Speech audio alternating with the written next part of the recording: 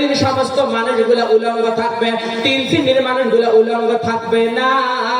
এই কথা যখন আমার রাসূল যখন বলেছে আম্মা আয়েশার সামনে, হে আয়েশা, কিয়ামতের মাঠ যেদিন কায়েম হবে সেই দিন সমস্ত মানুষগুলো উলঙ্গ থাকবে। হে আয়েশা, 3 জাতের মানুষগুলো উলঙ্গ থাকবে না।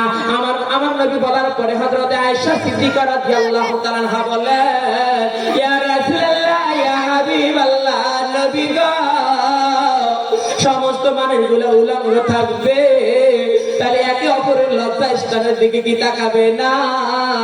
আমার রাসূল বলে, আয়েশা রে, হাসরের মাঠটা এমন একটি মাঠ হবে, মানুষের লজ্জা স্থানের দিকে তাকাতো দূরের কথা, শুধুমাত্র আল্লাহ আসমানের দিকে করবে আর বলবে, ইয়া নাফসি, ইয়া নাফসি, ইয়া নাফসি, আমার জীবনের কি হবে, জীবনের কি হবে? আমার রাসূল বলে, হে আয়েশা, জেনে রাখো, 3টা জাতের মানুষকে আল্লাহ উলঙ্গ রাখবে না।